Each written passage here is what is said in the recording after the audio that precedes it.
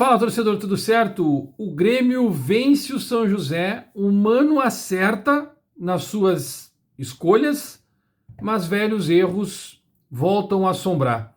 O assunto desse vídeo é exatamente sobre isso, porque o Grêmio até venceu, mas será que convenceu mesmo? O Mano Menezes mexeu no time, o time mostrou evolução, só que aqueles fantasmas, os mesmos fantasmas, voltaram a aparecer no time do Grêmio durante a partida. E não foi só dentro de campo que isso aconteceu. A arena do Grêmio virou assunto novamente, que já está deixando a gente de cabelo em pé.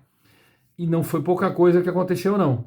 Olha só, fica comigo até o final, que eu vou te mostrar os acertos do Mano, os erros repetidos que preocupa todo torcedor, e ainda vou te contar os bastidores dessa partida da Recopa Gaúcha, no que aconteceu fora de campo. Deixa o like, se inscreve no canal, ativa as notificações e fazer parte junto comigo para a gente continuar trazendo informações, notícias do Grêmio aqui, e comenta o que mais irritou vocês, mesmo com essa vitória do Grêmio sobre o São José nessa noite lá na Arena. E esse é um vídeo apoiado, ó, Ativo Gladiador, Ativo Ultra. Aqui, ó, Ativo Ultra, para quem tá querendo aí fazer as pazes com seu companheiro, com a sua companheira. Blackhead é um dos que a gente também consome. Tem esse que é o Gladiador, que tu toma todos os dias para te deixar mais disposto. E esse aqui para vocês terem aquela noite espetacular com o seu companheiro, sua companheira. Então eu recomendo, eu tomo todos os dias, vai ser os melhores dias da sua vida. Aproveite, o link vai estar no primeiro comentário aqui desse vídeo e também vai estar lá nos meus stories no meu Instagram. Então quem está me seguindo aqui, já depois vai no meu Instagram e me segue, @leonascimentos_, eu vou seguir de volta e já ver nos stories sobre o Ativo. Gurizada, olha só, vamos começar então pelo time do Grêmio, já que o Mano Menezes começou meio que surpresa assim o time, né, com o próprio Thiago Volpi, Gustavo Martins na lateral, aí ele foi com Gemerson, Wagner Leonardo e Lucas Esteves. A gente pode começar a montar o time por aí e já falar, né? O Thiago Volpi não teve muito trabalho nessa partida, ele até fica um pouco difícil a gente falar e fazer uma análise, até falar sobre talvez uma nota a respeito do Thiago Volpi. Ele fez o seu papel, não teve tanto trabalho, o São José atacou pouco o Grêmio, para deixar o Thiago Volpi preocupado. O Gustavo Martins foi mais acionado. Ele foi aquele lateral, mesmo sendo zagueiro, ele jogou de lateral porque o Igor Serrotti tá voltando de lesão e não está fisicamente pronto para jogar 90 minutos. O João Pedro fora de cogitação. O João Lucas também. Então, o Gustavo Martins ainda teve avanços, né? Foi para o ataque, conseguiu o drible, também teve cruzamentos, defendeu muito bem. E a gente percebe que o Grêmio estava com a perna pesada. O Gustavo Martins é um desses jogadores. Aí, o Gemerson, que o Mano tenta, né? Coloca o Gemerson para jogar, não dá aquele resultado, ele não passa a confiança mais para o torcedor, e isso fica nítido dentro de campo, inclusive até com os próprios companheiros. O Wagner Leonardo, capitão, xerifão do time do Grêmio, manteve, né, o seu feijão com arroz, mas sempre com classe, com categoria, se antecipando as jogadas, dando bote certeiro. Ele realmente é muito diferenciado. O investimento que o Grêmio fez nesse jogador tá dando resultado, vai dar resultado por muito tempo. Então a gente não tem muito o que falar e nem achar um erro, apontar um erro dele, porque ele é o cara que controlou o sistema defensivo do Grêmio, inclusive os meias, né, os volantes. Eu vou contar isso para vocês. O Lucas Esteves não tem condições. Já engatando aqui no Lucas Esteves, que foi aquela contratação porque não tinha lateral no mercado, então traz esse mesmo. Isso que deixou muito claro, ficou evidente, né, depois que chegou o Marlon, né, que acabou não jogando, né, por questões também clínicas, mas o Lucas Esteves, o Grêmio foi atacado pelo lado dele. Todo adversário sabe que o Lucas Esteves é fraco na marcação, fraco fisicamente, ele não tem condições de suportar uma pressão muito forte, né? Então acaba comprometendo, inclusive até o sistema defensivo, quando tu tem dois volantes que ainda estão se entrosando, que é o Alex, que estreou agora com a camisa do Grêmio, e o Dodi. O Dodi, para mim, foi o cara que é o feijão com arroz, mas ele sempre faz aquele função do motorzinho, tá sempre ou indo pro ataque e retornando. Ele não é o cara de dar o bote, né? Ele é o cara de cercar. Então ele tenta roubar a bola do adversário numa corrida lateral. Ele nunca vai para o confronto. Ele espera o confronto chegar nele para ele poder tomar uma ação. É uma forma que ele achou, até porque por ser um volante pequeno, baixo, franzino, mas ele sim tem uma certa força para suportar isso e foi um dos melhores jogadores do Grêmio na partida. O Alex a gente viu que ficou um pouco desentrosado, tentando fazer uma função de segundo volante, às vezes de primeiro, e aí ele pisava muito na bola, se atrapalhava um pouco com isso, porque não estava ainda entrosado com o Dodi, mesmo tendo que fazer a cobertura do Lucas Esteves. É nesse sentido. Mas a gente sabe que ele tem qualidade, a gente sabe que ele tem condições, ele tentou esboçar algumas técnicas dele de domínio de bola, dando chapéu, tentando dar chapéu, fazendo lances de calcanhar, enfim, algo que ele vai evoluir. A perna tá pesada, a gente sabe que ele não vinha jogando com frequência, né? E esse tempo de parada para todos aconteceu com ele também, ficou pesado. O Franco Cristaldo foi o jogador que foi bem. Ele não foi um baita do destaque no time do Grêmio. Ele ele entra nas coisas boas que eu coloco no início do vídeo, falando para vocês do Franco, do Dodi, né, o Wagner Leonardo, são as coisas boas que ocorreram neste jogo. Por mais que seja de São José, mas sim, são coisas boas que a gente vê numa movimentação dentro de campo, que tem um treinamento muito forte sendo feito com o técnico Mano Menezes e, claro, com conversas de vestiário com jogadores mais experientes, com o próprio Filipão também dando conselhos para os jogadores, tranquilizando eles com isso. O Franco Cristaldo foi bem, ele correu, ele marcou, ele deu passe, ele foi à linha de fundo, ele fez cruzamento, ele teve uma participação muito maior no jogo, talvez até pela uma fraqueza do adversário, mas ele achou espaços para jogar e isso facilitou muito a vida de outros jogadores, como por exemplo o Amuso, que jogou pelo lado esquerdo, jogou solto, inclusive para quem estava com uma dificuldade de entender o Amuso, o Mano Menezes está mudando a característica desse jogador, que desde o início eu sou o que falei, e tem vários outros colegas que falam, o Amuso é um jogador de velocidade, de transição em velocidade. Ele nunca foi um artilheiro, ele fez 258 jogos no time da onde ele estava, e 58 gols, uma coisa assim, 56 gols, algo nesse sentido, ou seja, ele nunca foi um artilheiro, mas era jogador de fazer gols bonitos, né? Então, e de transição rápida, jogador de velocidade, jogador para segundo tempo, tu sair em velocidade e tu usaria ele para isso, com drible rápido, ele conseguiria armar as jogadas, foi isso, mas o Mano fez com que ele entendesse um pouco mais agora o que é o sistema. Ele vai para o ataque e ele volta para ajudar numa segunda linha de defesa. E isso é interessante porque em vários momentos do jogo ele estava ajudando, dando cobertura para o Lucas Esteves. Olha, o Amuso dando cobertura para o Lucas Esteves. Isso é algo bom, isso é algo positivo, porque ele começa a entender a língua, né? Porque tu acaba falando e explicando qual é a movimentação que ele precisa fazer, e ele entende e faz o que o Mano pede. O Mano até reclamou algumas vezes com ele, mas porque ele também está se adaptando à língua e aos movimentos táticos que existe no Brasil, que era diferente da Bélgica. É por aí. Mas enfim, o Francis Amuso foi uma coisa boa que aconteceu hoje. Ele está numa evolução, a gente consegue ver. E aí a gente vai para o Alisson, né? Que como está na capa desse vídeo, é um jogador diferente, é um jogador diferenciado. Ele faz um baita de um gol, né? Um golaço, que por sinal é uma jogada ensaiada do Mano Menezes, em que é cobrado uma bola para trás, o Dodi domina e todo mundo acha que ele vai cruzar, dando aquele arco para o segundo pau, e ele dá um ganchinho e lança o Alisson dentro da área, que domina e bate domina e chuta já com velocidade, fazendo o primeiro gol do Grêmio na abertura, né, abrindo o placar 1-0. E aí depois o segundo não tem o que fazer, ele dá uma arrancada, pedala na frente do jogador, joga a bola para o linha de fundo, entra na área, chuta para trás, e quem faz o segundo gol? Francis Amuso. Uma movimentação do extrema que sai lá da extrema esquerda, entra em diagonal para dentro da área, na linha do pênalti, recebe a bola ali e bate de direita no canto direito do goleiro.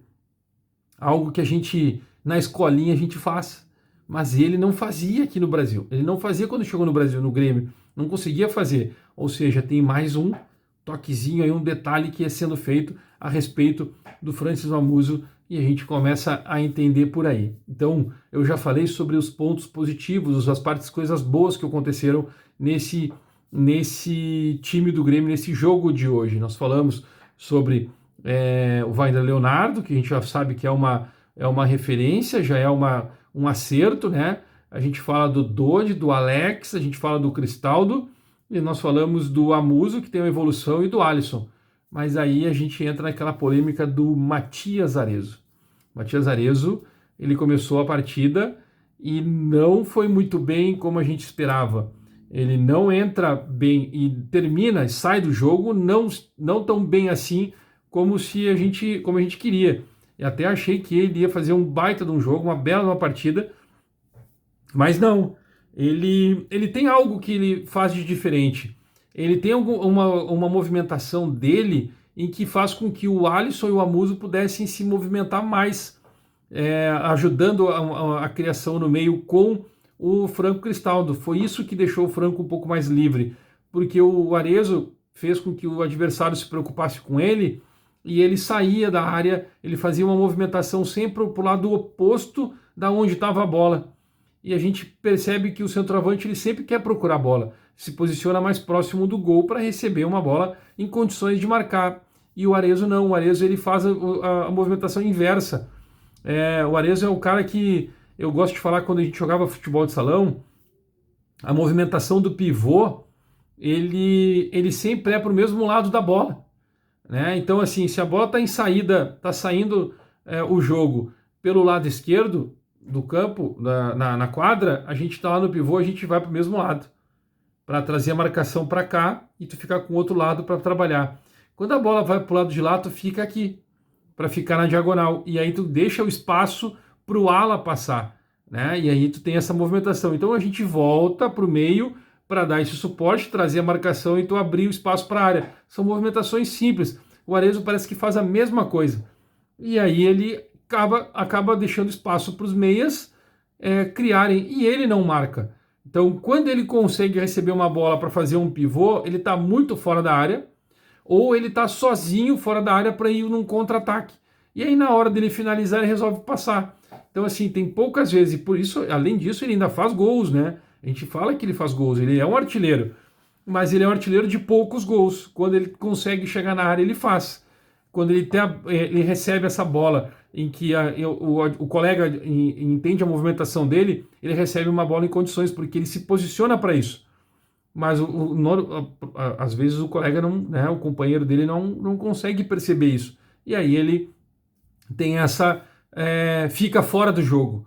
E aí o Mano, que é um centroavante mais participativo, né, que pelo menos faça o pivô. Aí eu gosto de lembrar do Tuta, né, em 2007, que não fazia gol, mas ele fazia o pivô muito bem para os meias chegarem, Diego Souza, o Tcheco e o Carlos Eduardo. Então é mais ou menos isso que ele está buscando fazer agora. Está repetindo exatamente o mesmo time daquela época, só que com um posicionamento um pouco diferente dos jogadores. Então ele acabou não sendo esse cara tão bom assim, né, nesse jogo. E aí depois entrou o Christian Pavon, que é um erro, continua insistindo, e claro, ele tem que dar moral para o jogador, o Grêmio precisa botar para jogar para poder vender. O Edenilson entrou bem, fez também o feijãozinho com arroz, está voltando, né, naquele sistema. O Igor Serrotti entrou na lateral direita e fez a parte dele, defendeu, atacou quando podia, ficou mais postado um pouco mais, no máximo no meio de campo. Quando ele atacou, ele foi 2 vezes para o ataque, ele retornou muito rápido para poder fazer a sua marcação. O Miguel Monsalve entrou no lugar do Franco Cristaldo, que saiu chateado. A cena curiosa, o Mano Menezes ainda abraça ele, aplaude, né? Pede para a torcida aplaudir ele, para dar uma moral para ele, que ele foi sacado quando ele estava se sentindo bem no jogo, mas é exatamente porque está voltando agora, tem um jogo importante no final de semana, e são jogadores importantes, e ele não quer queimar os jogadores, né? Ele não quer que os jogadores corram risco de lesão, então ele já fez essa movimentação. Quando ele tirou o Arezo, ele botou o André Henrique, que também não ajudou muito, tem uma velocidade um pouco mais, né? Tem um molejo, a gente vai dizer assim, mas não funcionou. Continua tendo a dificuldade no centroavante o Grêmio nesse sentido. Então ainda tem esse detalhezinho para o Mano acertar até o jogo contra o Cruzeiro no próximo final de semana. Tá aí o time do Grêmio com esses pequenos detalhes que a gente percebeu, viu no que aconteceu no jogo, e o Mano precisa agora acertar de vez o seu centroavante. O Martin Braithwaite deve retornar, mas não vai ter condições de jogar os 90 minutos, então alguém vai ter que jogar. É nesse sentido, é nesse caminho que a gente precisa entender e saber o que o Mano vai fazer a partir de agora. E aí, nós vamos para a segunda parte do vídeo, que é sobre a Arena. E isso repercute porque nós estamos numa época eleitoral. Todos os pré-candidatos a presidentes estão falando sobre a Arena, e que uns dizem que tem condições do Grêmio gerir, outros dizem que não vai ter como fazer agora, que o Grêmio pode comprar, que não pode, e está esse embate. O fato é que o jogo de hoje teve ali 11 mil torcedores na Arena, num jogo muito fácil, vamos dizer assim, de fazer. 11.806 pessoas, né, foram, né, o público total. 216 não pagantes, né? Então uma renda de R$ 500.660. O Grêmio não conseguiu, a Arena não conseguiu administrar 11.806 pessoas. Teve filas para entrar no estádio, catraca não entrava. O leitor, né, o rosto, né, a identificação não estava funcionando, estava falhando, aí tinha que trocar de catraca. E aí começou o jogo e ainda tinha gente na fila. Tem fotos circulando na internet, eu não vou postar porque eu não sei de quem é a foto, então eu acabo não dando crédito, e aí depois eu vou ser chamado a atenção, aquela história toda, mas enfim. Que as pessoas... Era 15 minutos e ainda tinha de jogo rolando e tinha gente ainda na fila para entrar. É um absurdo uma coisa dessa. Por mais que a gente sabe que muitos torcedores ficaram tomando cerveja, que deixaram para entrar faltando 2, 3 minutos para começar o jogo, outros que entram sempre quando começa o jogo, mas era muita gente na esplanada tentando entrar no jogo, e isso acabou atrasando, aí os torcedores reclamam, ficam brabos, aí começa a reclamar de tudo, de que acontece, que a Arena está provocando, está atrapalhando, não está dando condições para o torcedor, está fazendo de tudo para o Grêmio largar a Arena de vez, aquela história toda que aí começa a criar, né, as teorias, né, as conspirações, né, que existem nesse sentido. Os dirigentes do Grêmio foram para as rádios, reclamaram também do que aconteceu, como foi tratado. Os torcedores não foram maltratados, mas eles não tiveram uma atenção específica, né, para poder fazer com que deixassem entrar, ou o procedimento, né, facilitassem o procedimento para eles poderem conseguir entrar. Então, assim, estava demorando, não conseguia, era só uma pessoa para passar o cartão, para poder fazer a identificação visual. Aí, quando tinha uma segunda, outra fila já estava atrapalhando, na outra catraca também, no outro portão também aconteceu a mesma coisa. Tudo para dar errado aconteceu nesse jogo com 11.800 torcedores. Imagina se tem 20, 30, 40 mil torcedores na Arena. Aí não tem como a gente pedir para o torcedor vir e ajudar o Grêmio num jogo como importante, né? Um jogo importante que vai ter agora, um jogo de Copa Sul-Americana. E aí o outro lado é o gramado, né? Bom, o Grêmio joga hoje e vai ficar 2 semanas praticamente fora, quase 2 semanas, quase 15 dias fora da Arena para o próximo jogo que vai ser, que vai ter. Então dá tempo para recuperar o gramado. O gramado estava horrível.